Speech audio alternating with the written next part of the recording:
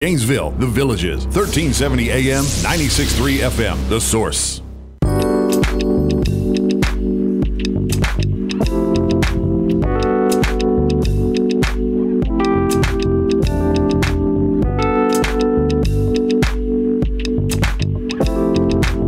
We had a segment yesterday about weird things that cause delays in sporting events, right?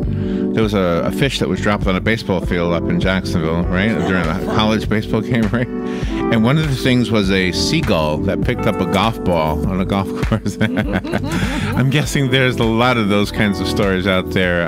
In the studio, Matt Hibbs is with us. He's been with us before. He's the director of golf at the On Top of the World communities, and he's here to talk to us about a couple, right, or more than two, I think. I'm not really sure. Different events that we should pay attention to and maybe even participate in. Hey, Matt, how you doing again? Good morning. How are you guys? Good to see you. You too. You too. You're talking about animals causing delays. Well, living in Florida with all the alligators. Is there a lot of that? You see it in the news all the time. Yeah, not so much here. We don't have any holes with water, therefore it's not an issue for us. Okay. But I used to work at Disney for years and years and years, and the alligators would get rather friendly. Is that right? Oh my. Yeah, so if some people playing the golf course thought it would be fun to feed them, well, the next person that comes along, they think they're getting food, so it can get scary at times. Yeah. So if you do play golf, don't feed the alligators, please. No. And those alligator golf stories make the world news. I see them on the Associated Press and Reuters, and they're right here in Florida. Oh, yeah. I mean, if you get too close, you don't want to go hit that golf shot. So, I mean, you know the dangers that come with that. So, I've seen it all. In fact, there's a golf professional that works here in Ocala who actually was playing at TPC Sawgrass in Jacksonville, and he hit a golf shot on the 18th hole, and a seagull went flying across, and the ball happened to hit the seagull, knocked it straight down. Killed it? Killed the bird? Yep. Wow. Crazy. So, yeah, I mean, there's a lot of things with Mother Nature out there. Wow. You never know what can happen. Has any of that happened to you personally? I have not. No. Yeah. I mean, snakes, if you're not careful, go hit your ball in the woods or some of the in the grass woods. we have, Okay. especially in the summertime when they're more active. There was one yesterday. Wait, wasn't it yesterday where the alligator caught the ball? Yeah. A lady teed off and the ball was flying and he jumped up and got it. Caught it in the air. Yeah, That's a circus act. Yeah, that is a circus act. Yeah. I haven't seen that, but shoot, love to. That's crazy. But she said the rules were that since it didn't hit the ground, she could then place it somewhere near there. So. Yeah, it depends. So some of those active Mother Nature animal burrowed holes you do get relief from, luckily. So tell me about the events you have. How many golf courses are in On Top of the World? So we have three. A total of 3 golf courses on top of the world. Candler Hills is where we're going to have the Ocala Open Pro-Am and the Ocala Open event itself. This is our 13th annual Ocala Open, believe it or not. I've been here since 2009, so this will be my 10th year with the Ocala Open. Wow. Where we raise money for Hospice of Marion County Interfaith Emergency Services. And last year was our highest year to date. We were able to raise $85,000. Oh, that's awesome. To split between the two charities, and that puts us at since inception at over $573,000 raised. For wow, so, that's amazing. Yeah, it's a huge event for us. The Pro-Am is Tuesday, March 12th, where the players, some of the pros play with some amateurs, those that sponsor our event, and I can touch on that in a minute. And then we have a professional event that's just the 13th through the 15th, which is for the golf professionals themselves. So generally there's about 144 players that come out. They're competing for a first place purse at about $12,000. Give or take how many people play. So, yeah, you could imagine playing the last hole, knowing you need to make a birdie or par to win the tournament. Yeah. You got a putt from who knows what, 5 feet to win, and it's for $12,000. Oh, my gosh. So, yeah, these guys are competing for some serious That would be horrible because I miss it, I'm sure. No, it's a confidence game. Trust me. It's a confidence game. If you see a couple go in, your confidence is high. But if you have a $12,000 putt, your knees are probably knocking a little bit, so it can be a challenge. But these players are on the up and coming. They compete on this kind of level a lot, and this is probably the highlight of their year, coming to play in the Ocala Open. It's the only event that they play in. We basically simulate the PGA Tour, where you can't take a golf cart, you can take a caddy, and you have to wear pants. So for most of these guys, it's an experience. If they don't make it to the next level, it's a once-in-a-lifetime experience, and they really enjoy it. So I'm just going to have to say, I don't know what you mean. You have to wear pants. Isn't that always still okay? Not on the golf course. You can wear shorts. Oh, I see. Okay, as long as they're not denim. But yes, full-length pants, if you will. Okay. Do some people wear the knickers with the tall socks? And Yeah, like you'll see they it did? from every now and again, but not as much as they used to. The late Payne Stewart was kind of the ambassador, Yeah, if you will, right. of that. And, you know, some guys still kind of mimic that image, but you don't see it as often as you used to. Back in the day, they used to wear them a lot. In fact, way back in the day, they used to have to wear ties when they played golf. If you could imagine wearing a suit and tie in Florida in the summer playing golf. But there are strict rules about clothing on most golf courses, Yeah, right? there is. Yeah, you can't wear denim for the most part. No denim. The men have to wear a collared shirt. The ladies generally collared shirt. So yeah, there's some strict policies as far as dress code goes. You can't just roll up in pajamas and a cutoff shirt and swing away. So is what? This is an unfair question, but I just want to ask: is the Charity Pro or the Ocala Open? Is one of them more fun for you than the other? Well, we put a lot of effort into the Pro-Am itself. So that's where we get our vendors to donate and sponsor for the event. You can sponsor from $250 all the way up to $25,000. And depending on your level of sponsorship, you may get a Pro-Am team. So the Pro-Am is where we put a lot of effort into our event. Now, Rick Hendershot is who runs the Florida Professional Golf Tour, who comes and plays our event on Wednesday through Friday. So he kind of runs that event. We more or less host it. But the Pro-Am is where a lot of fun for us because we've got the players, professional players out there playing with the amateurs that are in the Pro-Am, and they all have a great time. I mean, these guys are really nice guys. So the amateurs come out, and they actually get tips and, hey. But the amateurs are like... Are they close to being professional? Are they really good amateurs? Oh, absolutely. Yeah, some are. yeah. Some are very good. In fact, there's plenty of amateurs out there that can shoot scratch, which would be even par 72 on our golf course with ease. So yeah, there's a lot of good players With that can ease. compete. Oh, like my Tony gosh. Romo's he's a great player. In fact, I think he played on the PGA Tour event last week or the week before. So yeah, there's a lot of good amateurs out there that can play and compete with some of these professionals. These professionals just play every single day. Do the professionals get annoyed at the amateurs if they don't?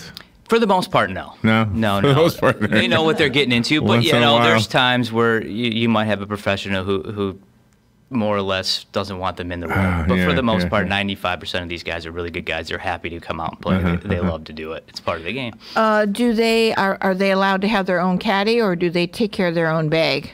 They can do either or in the Ocala Open. So if you watch a PGA Tour event or an LPGA Tour event, most of the men or women out there, they have their own caddies. These guys may not. Actually, some of our residents really come out and enjoy that part because they can caddy for these professionals. Oh, really? That would be fun, And yeah. our residents play this golf course every day, so shoot, they know the golf course better than these golf professionals for sure. So some of them will even help them read some putts around the greens and give them a little extra information that they may not have known. So yeah, they can take caddies. A lot of the guys, I would say 50% probably supply their own, and then the other guys maybe they don't want a caddy, so therefore they just carry their own bag because that's what they've been used to doing. And then some will take advantage of our residents and those that want to come out and caddy. And so what preparations do you do on the golf course itself? So we don't do a whole lot different than we normally would. Andy Jorgensen's our golf course superintendent, Josh Carter. They try to set the golf course up basically tournament ready on a daily basis. So we won't do a whole lot different that week. Maybe try to speed the greens up a little bit because the golf professionals, the higher level players like a faster green. How do you do that? So they'll either With a lower the height haircut? of cut a little bit on those greens. Really? That does it, huh? Yeah, it's just like your lawn. So if you cut it shorter, it's going to be a little bit faster for a ball to roll across it. So, but you have to be careful what you do so you don't lose your greens at the same time. But they'll roll them. They'll do a lot of just that week in little preparation just to speed them up. But other than that, not a whole lot of difference.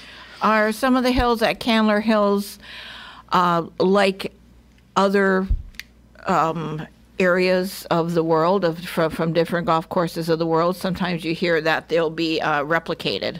Yeah, so we don't have any holes that are replicated from any other golf courses. So there are some. In fact, Golden Ocala, who is, of course, here in Ocala, they replicate a lot of different of the big-time golf courses throughout the world. We do not. We're unique. In fact, like I said, we don't have any holes with water. So to find a golf course in Florida specifically that doesn't have any water, that's rare.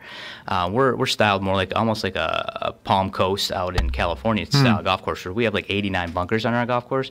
So we're unique in that aspect where we don't have any water. So the players come out here and they basically have to navigate all the bunkers that are on our golf course as opposed to looking out for water hazards and such. So, we don't replicate any, but we have our own unique way. In fact, one of our holes is 669 yards, which is the longest par 5 in all of Florida. Oh my! God, So that's Five. crazy. I'd be 50. Wow. I mean, it's 669 yards. So a lot of these guys are used to hitting par 5s and 2 because they all hit it 300 yards plus now. Well, now you got to hit basically 2 shots over 300 yards if you're going to get to that green in 2. Wow. So when they play that, It's a great challenge, though, isn't it? And it plays uphill.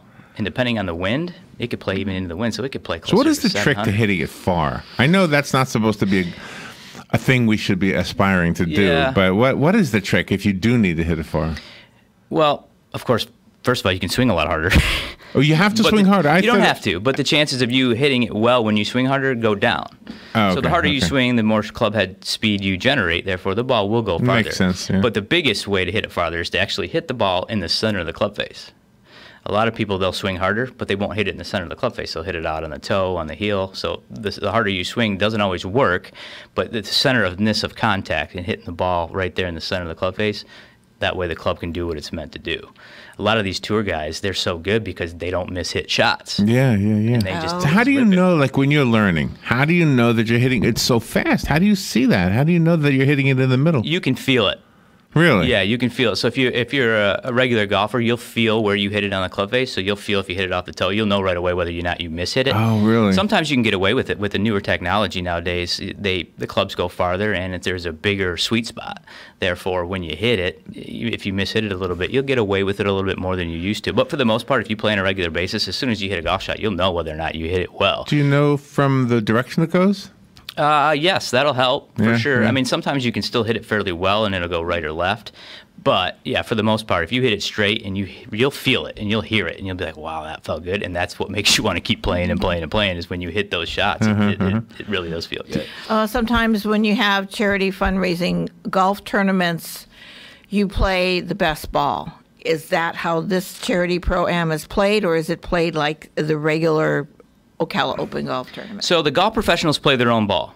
They'll play just like they are in the Ocala Open itself. So the amateurs then play what we call a scramble. So they'll all hit a shot. They'll pick the best shot. They'll go to that spot, and they'll all hit a shot from there. They can use the professionals' drive in this tournament. Oh. And then you'll have a combination of the golf professional score and the amateur scramble score to combine for one aggregate score, and that's how you determine the And that's for winner. the one that raises for hospice, That's right? for the that's Okay. for the pro-am itself. Okay. And Yes. will there be volunteers from Interfaith Emergency Services and Hospice of Marion County helping on that day? No, what we do is we actually, the pro-am itself, at the day itself, we don't have any volunteers, but for the actual tournament itself, we have about 30 volunteers that we pick from our residents that they love to come out and do it. It's we thank them so much because they give us the possibility to put this tournament on. They help us tremendously. They'll shuttle players from the first tee to the 10th tee or whatever it may be, from the my. parking lot to the first tee, from the 9th green to the 10th, to help speed up pace of play. They help us as far as spotting golf balls. Some of the holes is a blind shot, so the player might not know where the ball lands. So we have some volunteers out there to help them do that. So yeah, we get some volunteers on the event itself, but the pro-am is more or less they go out, play, have breakfast. They have a tee gift of $200. They come in our pro shop and spend $200 so they can get a shirt at a club, whatever it may be.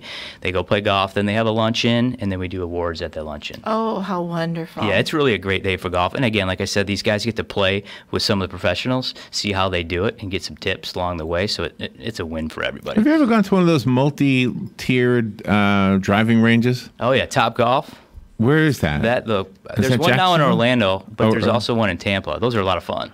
Those are more arcade style golf. So there's multiple tiers. It You're looks hitting- like fun. Are you close to the edge? Like, could you fall? Yeah, if you're afraid of heights, that third level might be a little intimidating. I mean, it looks They have like some nets there to protect. oh nets. But I would imagine if you had a few too many drinks and you weren't careful, you got to Oh, be my careful. gosh. But it's a lot of fun. I've been out there, and whether you're hitting from the bottom level or the third floor, you can keep score. It's like a video just game. Fun. Almost. Yeah. it's a lot of fun. Okay. So if you were competing with yourself, just trying to better yourself, wouldn't the upper level cause the ball to go farther? I mean, Yeah, yeah, it really okay. would. Yeah, you get a little extra distance from there. Not a whole lot, but enough. Okay. It's fun. It's more of the view from up there.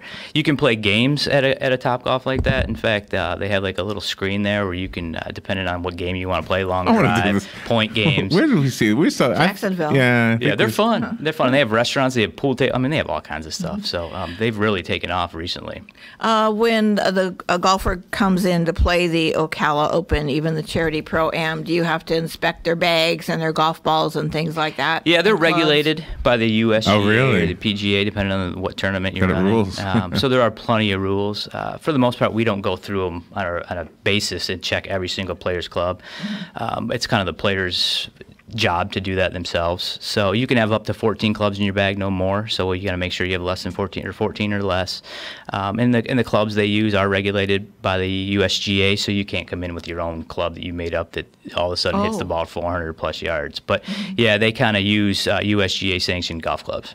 And when they play, do they play like does the golf circuit? Is this sanctioned? And then do they get points? Yeah, so it's a professional event. Yes, they play on a tour. So I believe he begins in like November, and then he goes through April. So you have a money winner at the end of the year. So generally, depending on how much money you win, you'll be in first place of that tour. And then you kind of take the next level. So you might go play the web.com tour, which would be the next level. Then hopefully you make it to the PGA Tour event. We've had some players like Ted Potter Jr., who's actually from Ocala, who started playing on these mini tours, if you will. And he's made it to the PGA Tour. In fact, I think he's won 3 times now. Oh, my. So, yeah, it's kind of a stepping stone for these guys. So you may not know their names yet, but 3 to 4 years from now, they could be the top of the PGA Tour. You just never know. A lot of these guys, like you said, some of the amateurs are great. All these professionals are great. So it's one stroke can make a huge difference in your career, and it's crazy. Can we watch? Yeah, you can come out, watch. It's free admission any of the days. We also have what we call our VIP section, which sits on the 18th green. It's $25 for a ticket. You get an appetizer, you get lunch and 2 drinks. You get to watch the tournament from the 18th Really? green on a tent, under a tent. Nice. Which, if it's hot and the sun's out, it's a great spot to sit. And it's if you want 3 tickets, it's $65. And some of that goes to hospice and interfaith as well. So it's a great deal. So talk a little bit about hospice and interfaith. Yeah. I would say one thing about hospice. I've been doing radio since '84, and we've been talking about hospice the entire time. Probably, I'm sure there's been one point or another where hospice was mentioned, but it wasn't until 2008 when my dad died that I actually had a personal one-on-one experience with hospice, and then 4 years later when my mom died, same thing. And so my understanding, the real understanding of what they do, completely changed when I actually saw them in action. And it was an amazing blessing to have them help with such a hard thing to go through. I'm sure a lot of people probably have had that same experience. Yeah, and it really hits home for our residents of On Top of the World, because we are a 55 and older community. So, like you said, it does a great thing for both of the charities, Interfaith as well, and it stays local too. So, that's a huge part of why we do what we do. So, yeah, it's hard to see some of that, and hospice comes in and really does a great job with that. I haven't had a personal experience yet, and hopefully I never do, but Sure. it is something that they really do well. Is there a story why this particular golf tournament is supporting hospice and interfaith? When I first started here is when they began doing that. Before that, I know there was a couple other charities that they did use. I know Robert is really, he's got a good heart for helping out exactly good right. things. And Mr. Colin himself, that's why I said, it hits home for a lot of our residents, therefore it keeps it close to the vest. Yeah. And I believe that's kind of why he started what he did. When the players are playing on the holes, are they provided with beverages, or do they have their own beverage in their golf bags? Some will bring their own. In fact, a lot of tournaments, they don't supply them. But again, like I said, this is a once-in-a-lifetime experience for these guys. So we actually supply them with drinks, Gatorade, water. They don't drink a whole lot of soda or anything like that because they try to stay hydrated on the golf course. But yeah, we actually go around the golf course and supply them with drinks for the tournament, just like they would in a PGA Tour event. We try to treat them with the highest regard as we can, and make them feel like this is the major event of the year for these guys. So they come out and they enjoy it, and they have great things to say about what we do, and again, it works great for this community. So the charity program, is that more of a party atmosphere? It is a little bit more laid back, relaxed, have a good time, mingle, introduce yourself to these players, get to know each other, networking experience for the community. So, yeah, it's a lot more of a party, if you will, atmosphere. It's fun.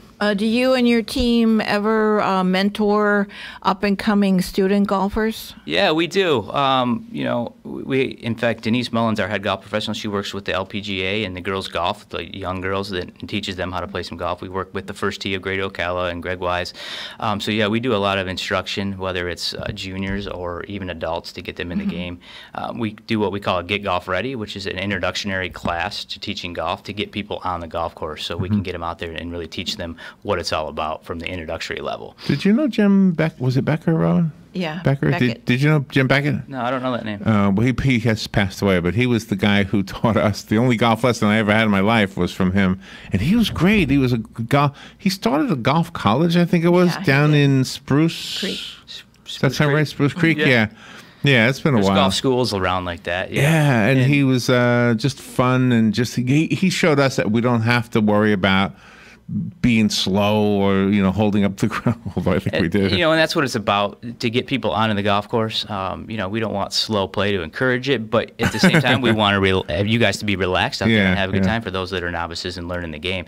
A lot of people are too intimidated to come out onto the golf course because they're too worried about what people are thinking or I'm playing slow, but we don't want that. But the little thing, I think we were with him for 4 hours, so it wasn't real little, but that short lesson really did help, because I was, there was a couple times, I know you're not supposed to feel good about hitting it far, but that's, I was just new to it. Oh, yeah. And swinging the ball, what do you call it, the club, and then hitting that thing, and watching it go, and it looks good. And that's what keeps you coming back. Oh my gosh, that's such a great feeling, and I don't know that I could have done it without that little bit of a lesson. Yeah, if you're just starting, the best way to go is to go work with a golf professional and learn how to swing the correct way, as opposed to just going out and swinging, because you never know what kind of habits you're going to create on your own. So to your point, when you do feel that good shot, that is what continue to play the game, because you may not hit a lot of them, but when you do, you're like, wow, that was great. And the more you play, the better you get. So it's just like when did you know that you were good? How did you know? I started young. I started when I was 3 and 4 years old, so I played it growing up. Oh, that's a good time to learn. Yeah, and I didn't want a desk job my whole life, so I was like, let's go into golf. I love the game. So who was your first teacher, your dad? Yeah. My dad taught me just about everything I know. Yeah, he was a left-handed golfer. I was right-handed, so he had to teach me the opposite way. Oh, really? But at the same time, he was a great instructor for me, and he was a good player himself, so that helped. Are you still looking for sponsorships? Oh, absolutely. Yeah, you can go to our website. It's ocalaopen.com. Like I said, we take sponsors from $250 all the way up to $25,000. We have room for, I believe, 8 more Pro-Am teams. So, yes, we're still looking. Go to the website. Contact us if you have any information or you need more information. Will you be playing? I will not. No, in fact, I'll be working a little bit too hard. Plus, these guys are real good. They play a lot more golf than I do. Oh, my God. And how long is a regular day for the Ocala Open for each day? It depends. So the first 2 days, like I said, there's 144 golfers, so it takes them a while to get around the golf course. So we start at sunup, which would be 7 o'clock. In fact, they're hitting balls in dark at the driving range. We have to get lights out there so they can see. Oh. No, really? And it'll go till dark. And then Friday, we make a cut down to about 50 players or so, a third of the field. And then that day's a little bit shorter because you have a lot less players, and that's when you're crowning your champion on Friday afternoon. Oh, my. So, yeah, it's a couple long days. These guys are out there sun up to sundown, and those that make the cut are coming back for a third day. So, we wish them all the best and good luck. And the golf Do you have a course is in great shape. small area that we could, learn on? Yeah, we have a driving range. Okay. Yeah, so you go out there, and that's just for practicing, warming up, practicing, and that's where we give We should our do golf that, Robin. instruction. We should do that. Come on out. I'd be happy to help Driving range, and what else? Yeah, that'd be nice. And, of course, the food. Yeah. We do have a restaurant, and there'll be plenty of food during the Ocala Open. Come on out. Good to see you, Matt. Yeah, you too. You guys do such good stuff over at On Top of the World. Let's see. So give us websites and phone numbers. OcalaOpen.com. All the information is on that website. Phone numbers included. My phone number is on there. Contact me with any information, or you need more information about the tournament itself. All right. Thank you, Matt. Yeah, thank you, guys. We'll be right back.